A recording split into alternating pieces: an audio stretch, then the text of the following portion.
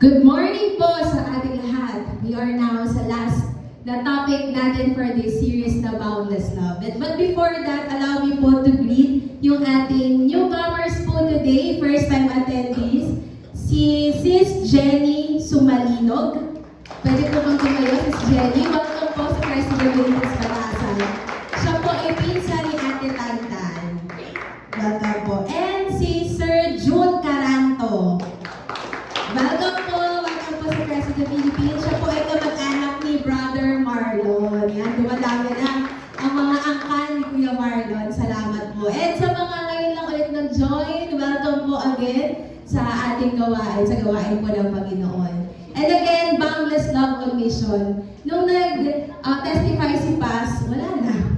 Tapos na, sinamarize niya na yung topic for this moment. Pero allow me to share and mag-dig deeper po doon sa focus ng ating discussion, which is Boundless Love on Mission, love that goes and grows.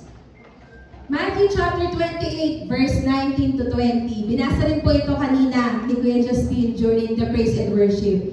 And hayaan niyo pong basahin ko yung Pinoy version. Sinasabi dito, kaya sige, lumakad kayo at gawin yung disciples ko ang mga tao sa lahat ng mga bansa. I-baptize niyo sila sa pangalan ng Ama, ng Anak at ng Holy Spirit. Turuan niyo silang sundin ang lahat ng iniutos ko sa inyo. Tandaan niyo, kasama niyo ako palagi hanggang sa katapusan ng panahon. In New Living Translation, it says, therefore go and make disciples of all the nations, baptizing them in the name of the Father, and the Son, and the Holy Spirit. Teach these new disciples to obey all the commands I have given you. And be sure of this, I am with you always, even to the end of age. Tingnan po muna natin yung context or yung background ng book ng Matthew. Bakit sinabi to ni Matthew? Ano yung pinapaloob ng mga text na to? Meron pong 28 chapters ang book ng Matthew. Matthew chapter 1 says, Jesus was sent to save. Ibig sabihin, sa chapter 1 pa lang, sinabi dito kung paano yung kapanganakan ng Panginoon. He was sent to save people.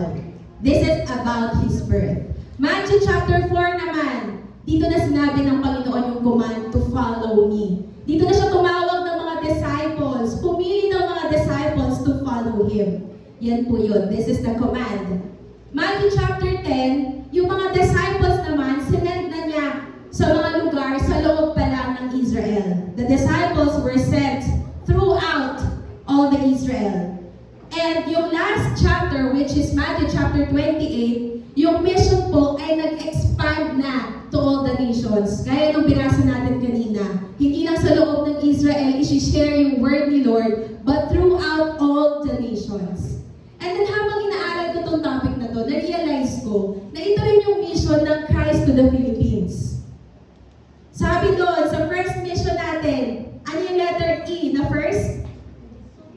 Experience Christ. How can we experience Christ if hindi siya pinanganak sa earth in a human form? So that's the first mission of CTTP. Pangalawang mission is engage people. He engaged with the people by telling them, by inviting them to follow me, to follow Him. And then pangatlo, medyo nagkabaliktad lang. Kasi yung chapter 10, sinabi dito that the disciples were sent to Israel. Merong expansion ng churches within the Israel. And yung last na mission is to expand to all the nations.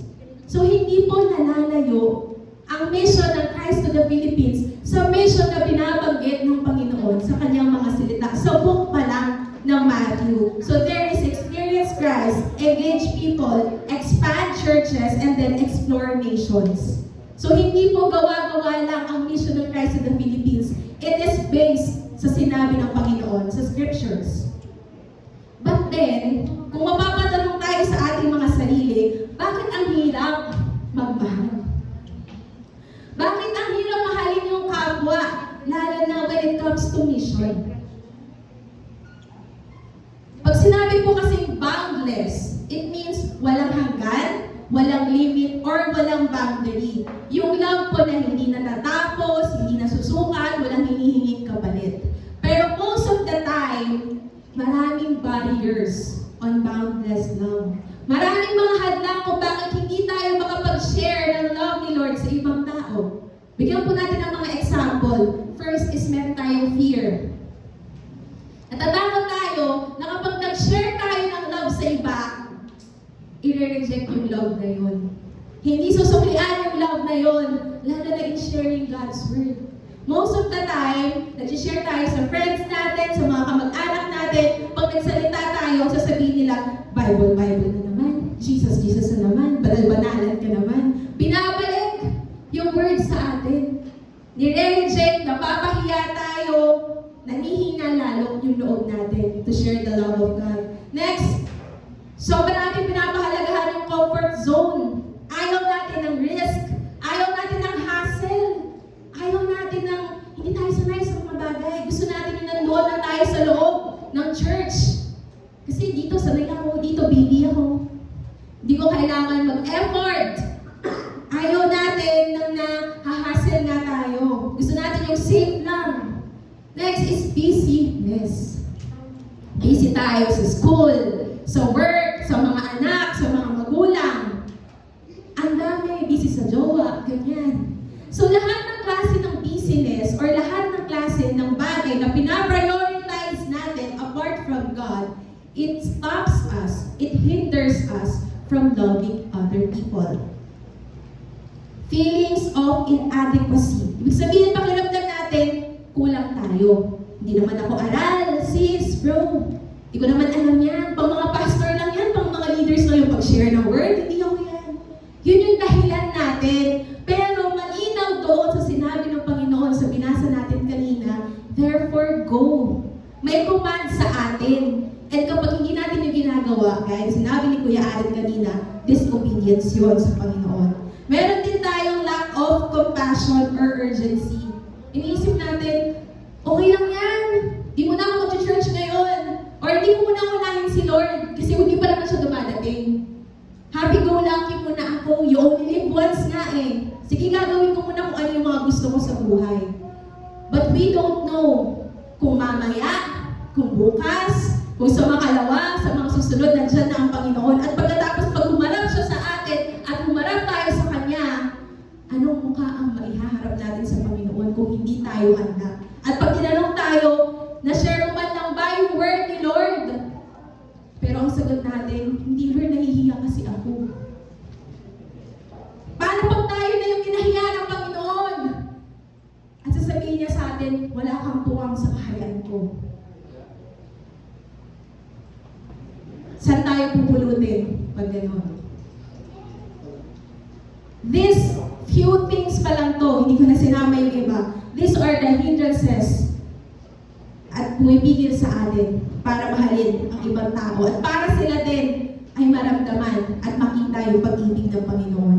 But boundless love crosses barriers, lives comfort, and answers the call to go.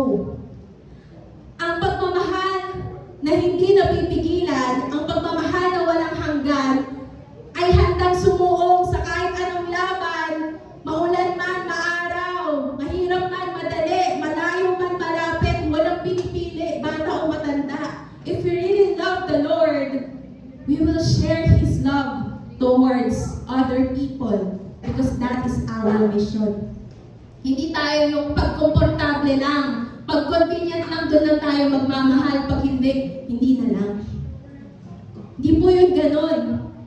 Kapag okay lang yung panahon, doon ka lang mag-respond sa call ng Panginoon. At kapag hindi ka okay, self-love ka na naman. Babaliwalayin mo na naman ang Panginoon. Hindi po yun ganon. So how can we really love na boundless, na walang limit? First, boundless love sees the lost. Matthew chapter 9, verse 36 to 38. Medyo angat tayo ng konti kasi kanina nasa chapter 28 tayo. Simulan muna natin sa chapter 9. Dito, ine-explain that the Lord had compassion for people.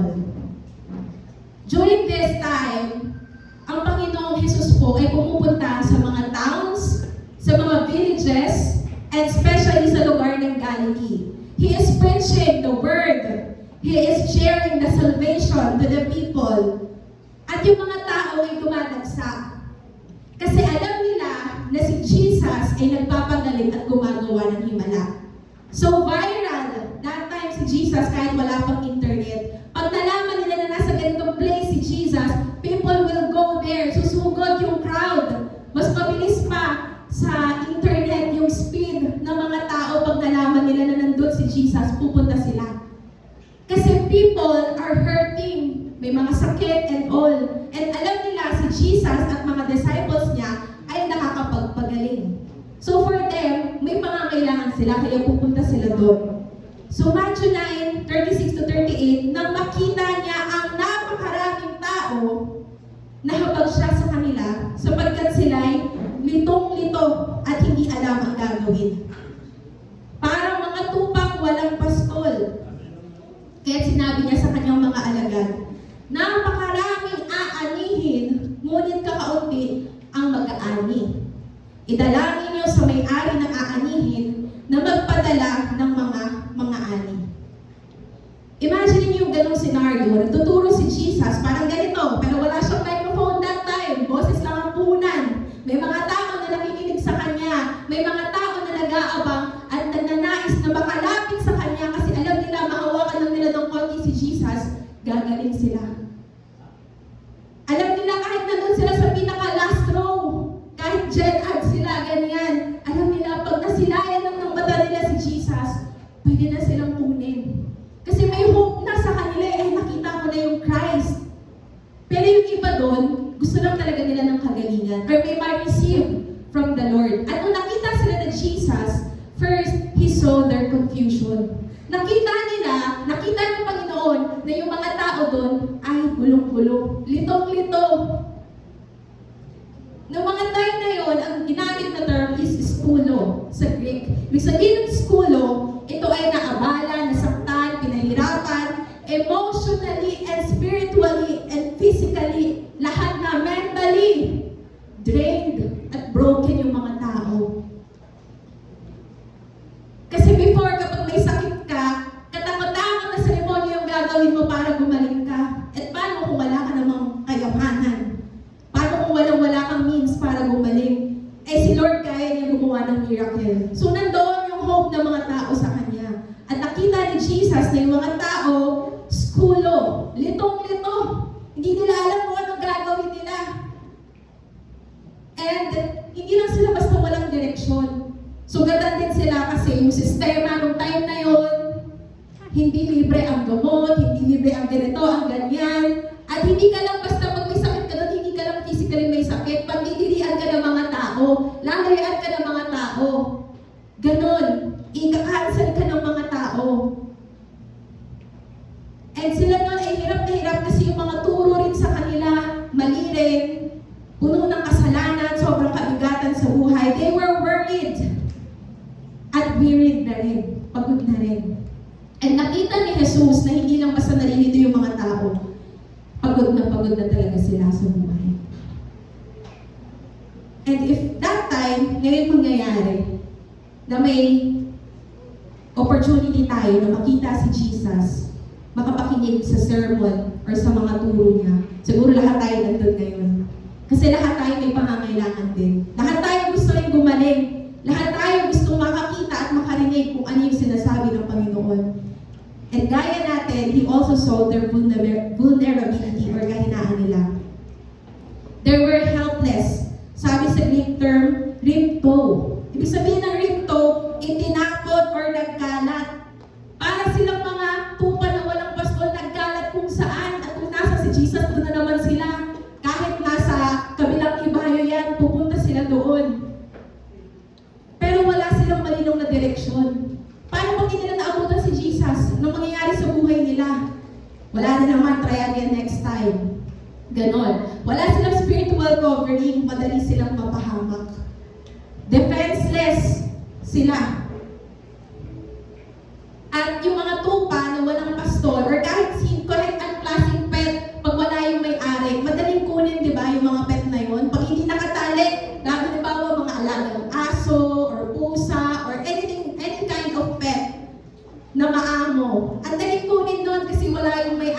or hindi nakatali. Ganon din yung mga Israelites at that time. Maraming maling katuruan na naririnig nila, madali silang mapunta doon. Kasi hindi nila alam kung ano yung tama, kung ano yung mali. Naliligaw sila ng landas. Madali silang matangay. And He also saw the opportunity for harvest. Kahit gano'n na yung sitwasyon, magulo na, yung mga tao, helpless, hopeless, merong tenismos na sinasabi or harvest. Sa kabila ng kalituhan at kahinaan nila, hindi lang problema yung nakita ni Jesus. Nakita niya na may potential. May mga taong nakikinig. May mga taong pumupunta, naglalakad ng napakalayong mga lugar. Kasi gusto nilang malaman yung katotohanan. Sinasabi dito that the harvest is plentiful, but the workers are few. Maraming tao na handang tumanggap sa salita ng Panginoon. Maraming tao at maraming puso na gutom at uhaw sa katotohanan. Maraming mga nawawala or lost, pero handa na silang maabot. At ang problema, hindi kulang yung mga taong maliligtas. Ang kulang ay yung mga manggagawa na pupunta doon sa mga lugar na yun. Imagine, ilan lang si Jesus at yung mga disciples niya versus sa milyong-milyong tao na naghahanap ng katotohanan. Milyong-milyong tao na hindi nararamdaman yung pagmamahal kasi maraming ng sakit na nararamdaman sa buhay. Hinang-hina na. Kung tinignan natin, hindi nila kayang i-cater yung lahat dahil sobrang daming tao at that time. And take note, sa Israel pa lang to. Paano pa yung ibang mga lugar na hindi pa nararating yung message at that time? Kaya ang sabi ng Panginoon, handa na yung harvest. Ang dami ng mga tao, kaso nga lang yung manggagawa, 12 lang. Meron pa dong may Judas pa doon sa 12 na yun. Imagine! Pero dito sa church natin, marami nang manggagawa. Amen! Ang tanong, handa na ba yung mga manggagawa na ito na tumugon sa patawag ng Panginoon? Diba? Walang nag-amen? Kita niyo yun? Walang pinagkaiba sa time noon versus sa time ngayon. Kasi kahit nakasama na ni Jesus yung mga disciples minsan mahiyain din. Minsan inuuna lang yung pamilya. Minsan nagkakasala din. Kasi imperfect naman talaga. Ganon din sa atin ngayon. Minsan kasama na natin yung leaders natin or si pastor, mahina pa yung loob natin kapag pinadala tayo sa mission. Kasi ang question natin, sasamahan kaya ako ni Lord? Eh ang answer is yes. Kasama natin si Lord. Kaya, ang sabi dito ay manalangin na magpadala ang Panginoon ng manggagawa.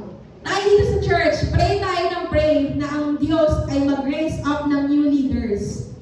Pero most of the time, tayo yung tinatawag ng Panginoon na new leaders. Pero, feeling natin exempted tayo. Lord, sila lang yan. Di ako kasama dyan. Dito lang ako, oh. Dito lang ako sa comfort zone ko. Busy ako, Lord. Yung mga dahilan kanina. Nahihiya ako, Lord. Ganito, ganyan. Pwede po mag-best tayo. May mga dalang physical Bible. Okay lang po ba na tumayo? Huwag po tayo mahiya. Physical Bible po yan. Gusto po natin makita lang. Wala po itong judgment. Gusto ko lang makita kung ano yung mga version ng mga Bible ang hawak ninyo. Yan. Iba-iba mga version. May mga maliliit, may mga malalaking Bible, may mga Tagalog, may mga English. Thank you so much po. Sa church natin, nakita nyo, wala pang 10 ang may dalang physical Bible. Kung tayo po ay mahal natin si Lord at mahal natin ang kapwa natin, dapat lagi tayong may dalang bala. At ang bala natin ay ang Word of God. Pag sinabi ni Lord na mag-share ka, nagsalita ako sa ganitong tao, ready tayo kasi dala natin yung Bible natin. Though meron naman na ngayong mga app, di ba? Kasi syempre modern na tayo, wala namang problem yun. Sana rin may Bible app tayo sa phone, hindi po ba? Mas pwede po mahiram yung Bible niyo po. Yung Tagalog na Bible. Thank you po. Itong Bible na to, ganda ng cover. Electrical tape ang cover. Itong Bible na to, sinishare ko po yung message na to because ang topic natin ay ang mga manggagawa na tumutugon sa panawagan ng Panginoon. Itong Bible na to, alam ko, gamit to ni Pastor Johnny nung nasa Balara pa lang kami. Kaya alam kong matanda na, pero hindi ko na siya makilala kasi iba yung color niya. Ano na siya, color black na siya. Dati parang maroon yata to, ganyan. And then, nitong linggo na to, last week, habang nagpe-prepare ako at nagde-devotion, nakita ko to na nasa Destiny Pass. Ito yung favorite niya. Nung inopen ko yung Bible, tinignan ko na ito ay Boyman Bible or Bible ng mga pastor. Tapos, doon sa first page, nung pag-open ko, nakalagay yung name ni Pastor Johnny. At pirmado ng CEO ng Philippine Bible Society, March 2003. So habang nag-devotion ako at tinitignan ko to, Lord, hawak na to ng tatay ko March 2023. At binigay ito specifically ng Philippine Bible Society noong March 2003 because ito yung gift sa kanya nung graduate siya sa Asian Theological Seminary or sa ATS. So habang tinitignan ko to at tinitignan ko yung cover niya, mas matanda pa, muntik nang maging mas matanda pa sa akin. Nakita ko na isa si Pastor Johnny sa mga taong tumugon sa panawagan ng Panginoon. And nung nag-research ako, ang Boyman Bible ay exclusively tinranslate ng Philippine Bible Society. And years later, here I am, nagtatrabaho dito sa Philippine Bible Society. Nagpapatuloy sa mission na sinimulan ng tatay ko. And until now, nakita ko yung tatay ko, he never stopped going on missions. Kaya kapag sinasabihan niya ako, "Anak, gusto mo bang magganito? Gusto mo bang maganyan?" Nahihiya akong tumanggi kasi nga yung tatay ko never tumanggi yan. Kahit sobrang hectic ng schedule niya, kahit maya-maya may meeting siya, pag kailangan siya for the ministry, for the church, never siya nag-no. Palagi siyang, "Yes, Lord." Palagi siyang nag-go kapag may mga mission field. And isa, yung tatay ko, sa mga motivation ko, never kami pinilit niya, do ini-encourage niya kami. Pero yung mga decision ko and all, lagi ako nakatingin sa kanya. Kasi yung tatay ko nga sobrang busy niyan. Sobrang, yung life niya, binigay niya for the Lord. At hanggang ngayon, nakikita ko, may next na mission na naman siya sa national office. Madali ba yun? Hindi. Never namin na-imagine na pupunta siya sa national office. Kasi buong buhay namin, mula lumalaki kami, nagkakaisip kami, nasa Central Tagalog District siya. And alam namin na talagang binigay niya na yung buhay niya doon. And now, bigger yung mission niya. And hindi niya kaya yun siya lang mag-isa. That's why we are here as a church, as leaders, as soon-to-be leaders, as disciples. Dapat punasan yung pastor natin, yung leader natin, nandun din tayo. Because that is our calling. So seeing leads to going. Boundless love moves us to go. Sabi dito sa Matthew 28 verse 19, therefore go. Yung go po ay 2 letters lang, G and O. Pero sa Greek, ito po ay periumai, yung sinasabi dito. Yung periumai po, ito po, ibig sabihin nito is going from one place to another. And hindi po ito basta suggestion. It is a command from the Lord. Ibig sabihin po, yung therefore go na yun, dapat meron pong intention, may purpose po towards a mission. At hindi nga po optional. Hindi po sinabi ng Panginoon na stay and wait. Hindi niya sinabi na sige, relax ka lang dyan, be comfortable, sit back lang. Hindi niya sinabi mag-observe ka lang from a distance. Upo ka lang, panoorin mo lang yung mga tao naglilingkod sa Panginoon. Hindi ganun ang sinabi niya. Ang sabi niya, go! Pumunta ka, humayo ka, lumakad ka. So where should we go? Saan ba tayo pupunta? Una, go to serve others. Kung titignan po natin sa paligid natin ngayon, ang daming tao na nangangailangan ng Word of God. Ang daming tao pwedeng i-reach out. Sa family pa lang natin, sa friends pa lang natin. time na nag-go tayo beyond our comfort zone to serve others? Kailan yung time na may binisita tayong friend or kamag-anak at shinare yung love ni Lord? Or kahit sa loob ng church, may kapatiran tayo na hindi okay. Kailan yung time na nag-offer tayo ng practical help? Kailan yung time na naging consistent tayo sa pag-reach out sa kanila? At pag-serve sa kanila na may humility at hindi tayo after sa sarili natin. Nagawa na po ba natin yun? Kasi kung hindi pa, it's time. Second is go to share God's love. Before wala pang social media, wala pang technology, manually pinupuntahan ng mga disciples and ni Jesus, mga leaders, yung mga tao to share the word. Pero ngayon, we have all the means. May social media na, may internet, may printed media. So lahat ng ways, lahat ng kaparaanan, available. Ang tanong, tayo ba available? Tayo ba ay ready na i-share yung love ni Lord? Kasi pag chismis, ang daling kumalat eh. Pero yung truth about God's word, kinikip natin, nahihiya kasi tayo, baka hindi ako paniwalaan. Pero this is a clear command to go and to serve others, to share God's love. And Jesus did not stop with the word go. Sabi niya, go and make disciples. So boundless love does not only reach people, it raises followers. Ang tunay na pagmamahal, hindi lang natatapos na, sige, i-reach out ko to si brother or si sister. I-share ko yung love ni Lord. Tapos bahala na siya sa buhay niya. Kanya-kanyang buhay na kami. It's not like that. Boundless love raises followers. Hindi tayo mataturing na leader kung wala tayong follower. And we are all leaders sa bahay natin. Pag tayo yung nanay, tatay, or eldest, or elder na sibling, we are leaders kasi sumusunod sa atin yung mga anak or kapatid natin. Pag nasa school tayo, may mga group leaders. Pag nasa workplace tayo, we are also leading other people. And in fact, leadership is not about position. Leadership is never just about position or title.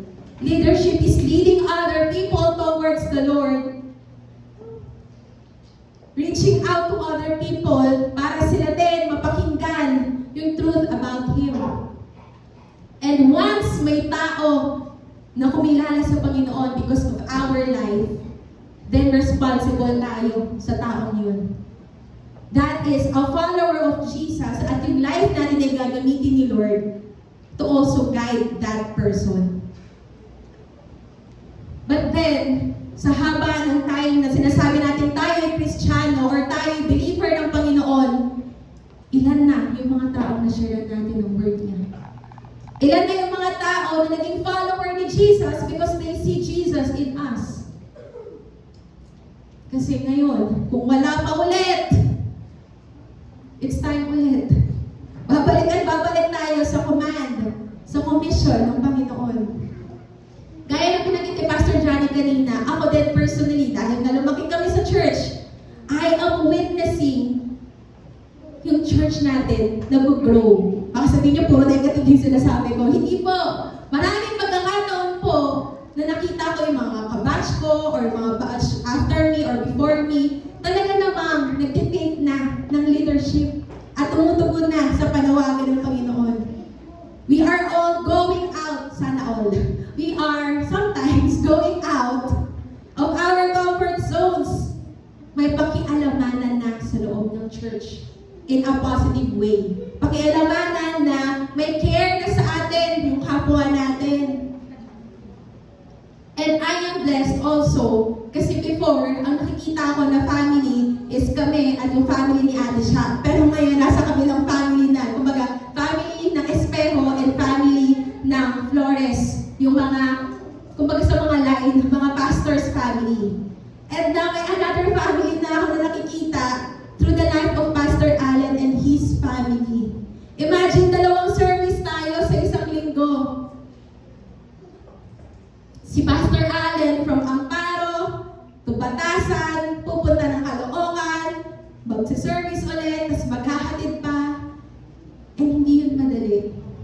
And nakita ko nung time na in-install dito si Pastor Allen at kasama ng buong pamilya niya, I know it will be hard.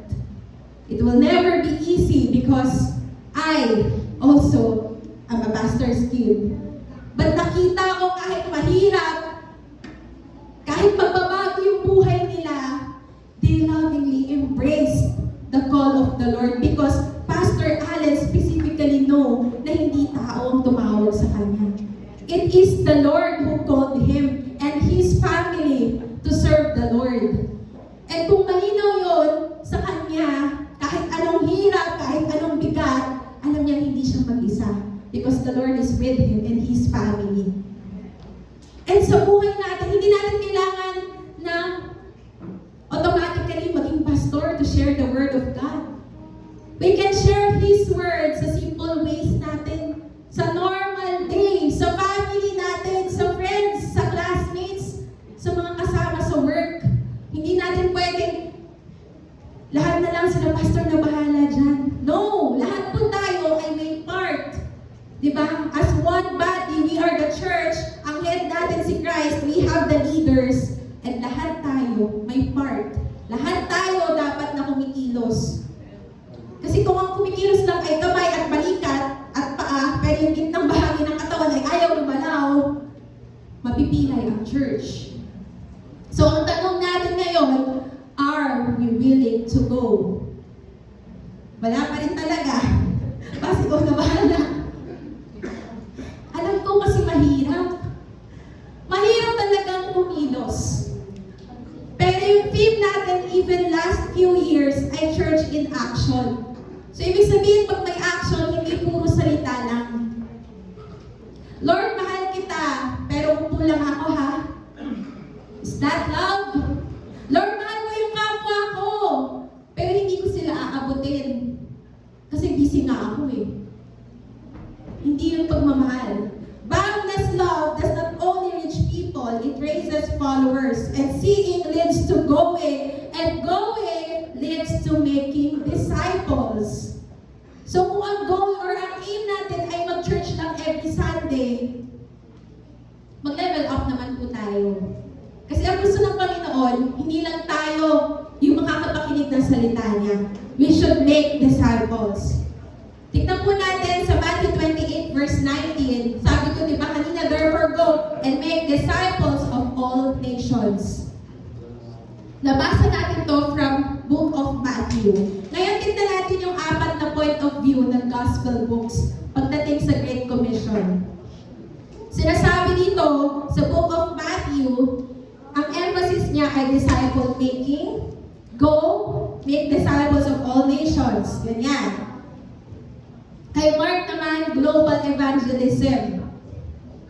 Kay Luke ay repentance and forgiveness. At kay John ay continuing Jesus mission. Isa-isahin po natin ngayon. Sabi ni Matthew ay, ang emphasis niya is to obey, to go, to baptize, to teach. Sabi niya po, Jesus commands His followers to go, disciple, baptize, and teach. At ang promise ng Panginoon is that He is with us. Ito yung first point of view. Kasi yung gospel ng Matthew, Mark, Luke, and John, kung babasahin niyo po yan, medyo magkakaparehas yung pagkakasulat nila. Pero sa maraming pagkakataon, may iba't ibang point of view silang pinapakita. At kahit pagsama-samahin mo yun, hindi yun contradicting sa isa't isa. It all speaks about God's plan for the humanity. Si Mark naman, ang kanyang focus ay evangelism. Preaching so that people will believe. Sabi niya, go into the world, into all the world. Preach the gospel to all creation. So medyo katulad nung kung paano pinakita ni Matthew yung Great Commission. Pagdating kay Luke, sabi niya, repentance and forgiveness of sins will be preached in His name to all nations. And the disciples are His witnesses. Sinasabi ng Book of Luke na ang mga tao, ang mga believers will be a witness. Ngayon nakita natin sa Supreme Court, may mga nagtestify. May mga kumakanta na, may mga nahuhuli na, mga ganyan, yung mga ongoing na hearing. And napaka-importante po ng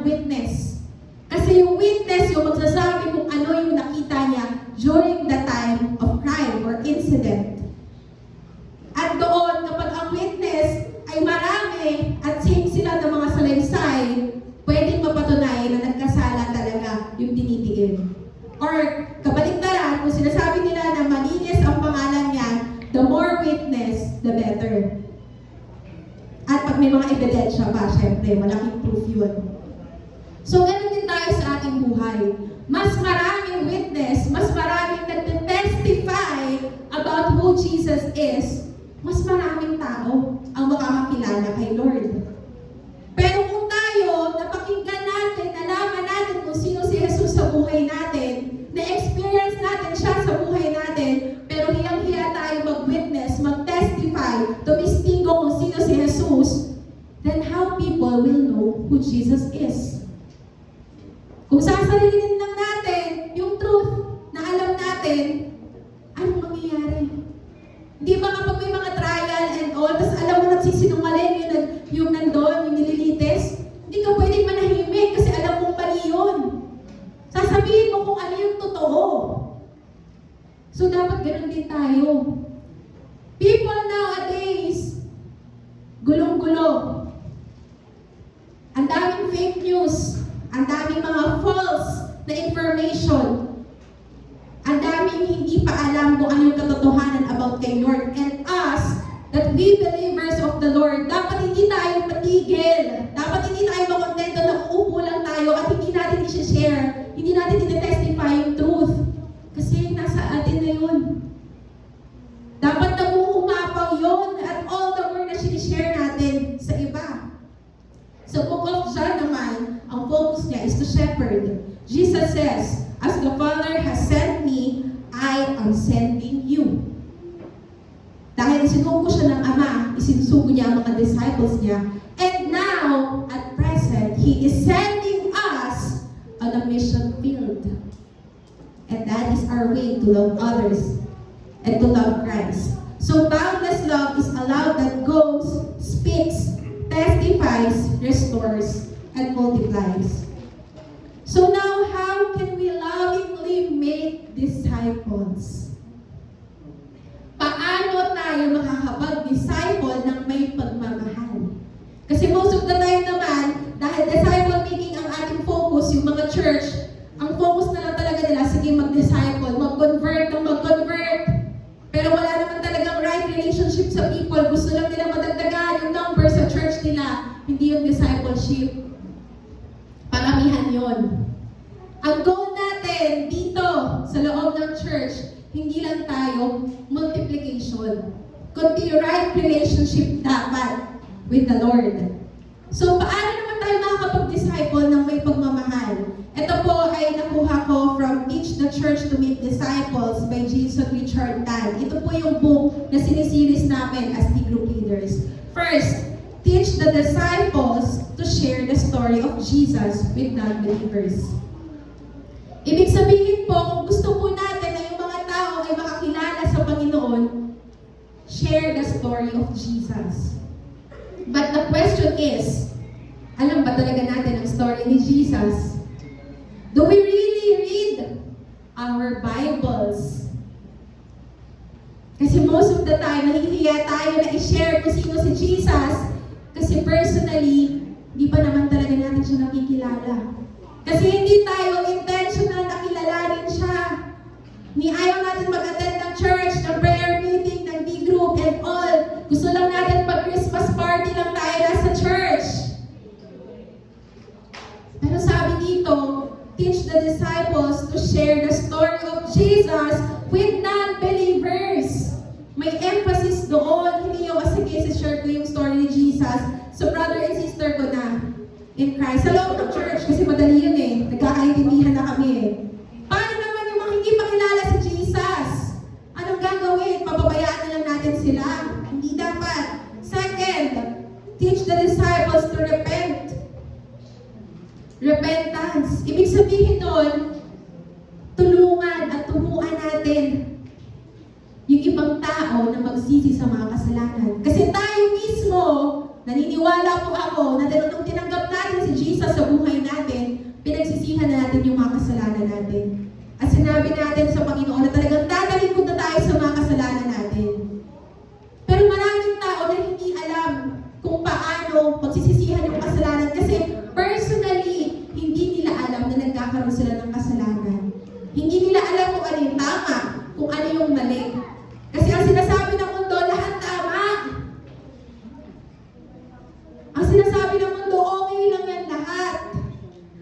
we know, pag binasa natin ang salita ng Panginoon, ito pala yung tamang gawin, ito yung hindi tamang gawin. Kaya kung nalaman na natin yung katotohanan, we should also teach other people to disciple na ang goal natin ay sila din makapagsisi sa mga kasalanan nila. Next, teach the disciples to obey everything Jesus commanded. Hindi yung selective. Pag may binasa ka sa Bible, tapos parang feeling mo sobrang hirap, ay hindi yan command, ano lang yan, kwento lang yan. Next page. Hindi ganun. Ang sabi, teach the disciples to obey everything Jesus commanded. Lahat ng utos niya. Kaso nga lang yung 10 utos pa nga lang, hindi na natin ma-perfect eh. Paano pa yung lahat ng utos? Utos nga lang ng magulang natin, hindi natin masunod eh. Utos nga lang ng boss or ng teacher natin, hindi natin masunod. Paano pa yung sinasabi dito ang lahat ng utos ng Panginoon? So it shows. Kung hirap tayo sa instructions pa lang, sa pagsunod pa lang, how can we expect other people to also follow? Pero kung sa buhay natin, nakikita natin, at pinapakita natin na talagang willing tayo mag-obey sa Panginoon, makikita rin yun ng mga tao sa paligid natin. Kahit hindi pa tayo nagsasalita, makikita na nila na may Diyos tayo sa buhay natin. Kasi may action, hindi lang puro salita. Hindi lang natin sasabihin na, alam mo ba, sumusunod ako kay Jesus, ganito ginagawa ko, pag Sunday, nakatira na ako sa church, and all, and all, and all. Pero hindi naman nakikita sa buhay natin. Questionable din po yun. So teach the disciples to listen to and follow the Holy Spirit. Dito po nagkakatalo minsan. Minsan sa sobrang churchy or banal-banala natin, ang pina-follow na natin ay yung voice natin, hindi na yung boses ng Panginoon. Nawawala yung discernment natin, nawawala yung conviction natin. Kasi masyado na tayong surrounded by a lot of noise sa paligid natin. Pero ang sinasabi dito, turuan natin ang mga disciples at tayo mismo na makinig sa leading ng Holy Spirit. Pero paano natin malalaman na leading yan ng Holy Spirit? Again, basahin natin Bible natin. If hindi yun nakaka-contradict sa word ni Lord, malamang galing kay Lord yun. Pero kung contradicting yun sa Bible, pero ipipilit mo kasi gusto mo, malamang ibang boses yung naririnig mo, kapatid. And also, through prayers, the Lord is communicating with us. Minsan binabaliwala natin yung prayer. Kasi feeling natin, panalangin lang naman to. But no! Prayers po, yan po yung way natin, parang radyo, na makaka-communicate, makaka-connect tayo sa Panginoon, parang wifi. At pag wala tayong wifi, di ba irritable tayo pag wala tayong data, pag walang internet, kasi di tayo makakonect. Pero pag hindi tayo kumukonect kay Lord, ay parang bang okay lang. Parang bang wala lang sa atin. Masaya pa nga tayo, okay, di ako connected kay Lord ngayon, magagawa ko yung mga gusto ko. Hindi yun pagmamahal. So now, dapat i-apply natin itong mga to. Kasi these are the ways na makakapag-disciple tayo ng may pag-ibig. Sa akin pong buhay, ay hindi rin po ako exempted sa ganito. Madalas may kita niyo po ako na nasa ministry and such. Pero hindi rin po ibig sabihin no, na perfect ang aking life. Most of the time, ay nag-feel din po ako when it comes to loving other people. And sa season and journey po, lalo po sa D-group namin, sobrang challenging ng 2025, I should say. Naramdaman ko po noong year na yon na pagod na kami. Ako rin, personally. Sobrang overwhelming and siguro over-familiar na kami sa isa't isa na kami na lang nagkikita. Ganito na lang. Kami na lang magkakasama, at unti-unti, nalalagas kami. Dumadami kami pag may activity. Pag walang activity, 4-5 lang. Ganon. Eh nakikita ko na yung 4-5 na to, most of us nasa ministry. Pero kung wala kami sa ministry, saan pa lang kami pupulutin? Parang yun na lang yung pinagkakapitan namin, sige laban tayo. Buo tayong grupo kasi kailangan natin to for the ministry, for the Lord. Pero kung tatanggalin yung ministry, ministry na yun, baka watak-watak na rin kami. Marami sa amin na burnt out na rin. Dahil sobra naman yung ministry, hindi na balanse yung buhay. Nawawala na rin yung talagang love kasi pagod na. Minsan 10 yung ministry, ganyan. Dahil nga gusto na mag-serve sa Panginoon, pero hindi pala nababalanse yung mga bagay. Loaded na yung iba sa mga commitments. And yung iba naman, hindi na active sa group. May mga pagkakataon na after service, makikita nyo kami, dito banda yung pwesto namin, actively nagdi-discuss kami last year. Pero, after that Sunday service, kanya-kanyang buhay na naman kami. Kasi laging busy. Hindi na kami nakakapag-meet ng weekdays. Kasi nga po, may kanya-kanya na kaming commitments. And kung tutusin, parang okay lang naman. At least nakakapag-meet kami for Sundays. Pero, nakita ko personally, na for compliance na lang yung nagiging meeting namin. Para may masabi, may masend kami na picture sa GC na nag-meet kami. Pero after that, wala na namang pakilamanan sa loob ng linggo. Tapos pagdating ng Sunday, active na naman ulit. Tapos Monday to Saturday, kanya-kanyang buhay na naman. So na-disconnect kami sa isa't isa.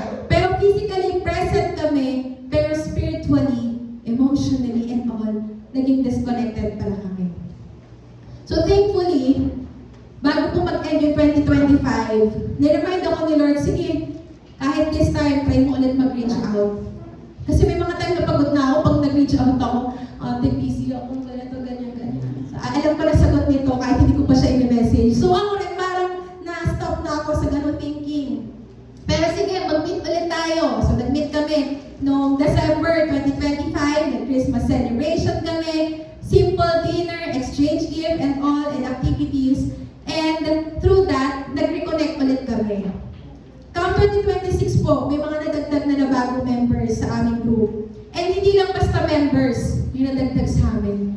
These are the people na talagang uhaw na uhaw sa salita ng Panginoon. Nagbalik sa amin, sige, mag-knowing Christ ulit tayo, balik tayo sa simula. Maging intentional yung disciple making natin. Because this is God's command. Hindi matatapos yung pag-share at pag-alam natin ng word ng Panginoon. And yung mga taong ito yung mga tao din na nag-encourage sa amin para magpatuloy at may reignite yung passion namin for disciple making. So, pag weekends, nagmi-meet kami, journey namin yung knowing Christ, minsan online. And ako personally, binibigyan ako ng Panginoon ng boldness sa isang ordinary Sunday to share the love of God and to pray for people so that they will also accept the Lord as their Lord and Savior. Na dati hindi ko yun gagawin. Kasi kung nahihiya sila, mas nahihiya ako.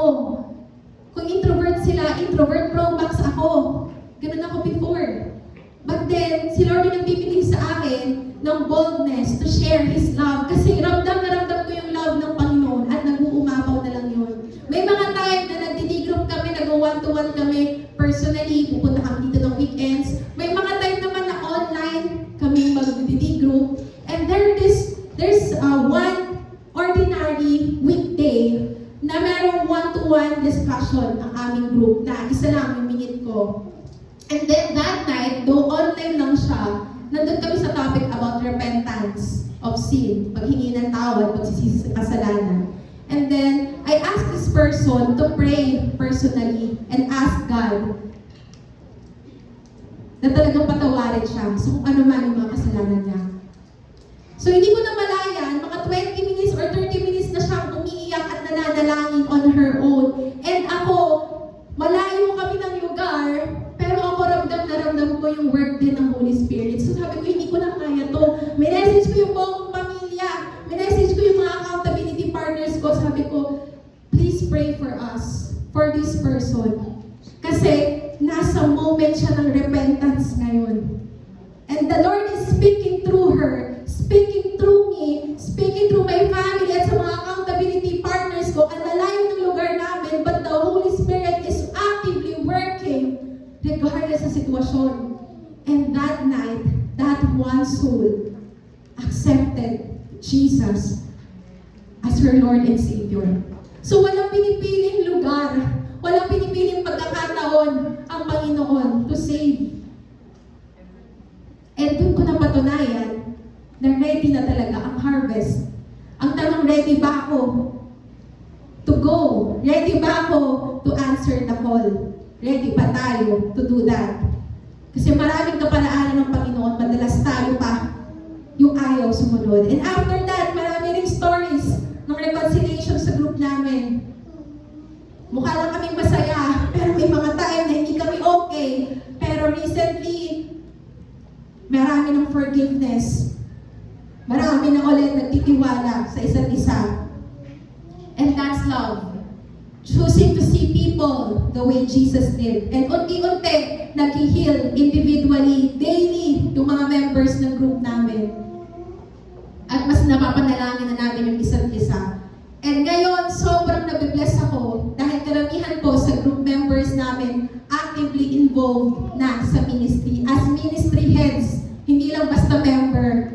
These are the people na nag-respond, na nag-say yes kay Lord, kahit alam nilang mahirap. Praise the Lord. And the Lord is teaching us to be humble, to accept corrections and discipline as well. And we are learning to embrace each other's weaknesses. That's the essence of the group. May mga time na mahina si leader mismo, may mga time na si member naman yung mahina, may mga time na lahat mahina. So pag ganon, si Lord na lang yung lakas. And the Lord doesn't fail. He always provides strength and encouragement para magpatuloy. And nung una bilang leader, akala ko na sapat na alam ko kung sino si Jesus at i-share ko kung sino si Jesus. But then I was wrong. Discipleship without love is just a teaching. Naintindihan ko na ngayon yung weight ng unconditional love and boundless love ni Lord. Dahil kagaya ko, na hindi naman talaga karapat-dapat mahalin ng Panginoon, minahal niya ako. So, He is also asking me to do the same. To love, hindi lang to speak about love, but to really act love. To really share His love na walang condition, walang limits, without expecting anything in return. So Jesus ends the Great Commission with a promise, and surely I am with you always. So boundless love is possible because we are not sent alone. When we see the lost go with love and make disciples, we fulfill the heart of Christ. So parang sa simula, ang imposible. Ang hirap, paano magsisimula, paano gagawin, paano to, paano yan. Pero we are never alone. Ito yung reminder sa atin ng Panginoon. Ang promise niya sa atin that He will go with us. Every day, hindi lang pag Sunday, kasama natin si Lord.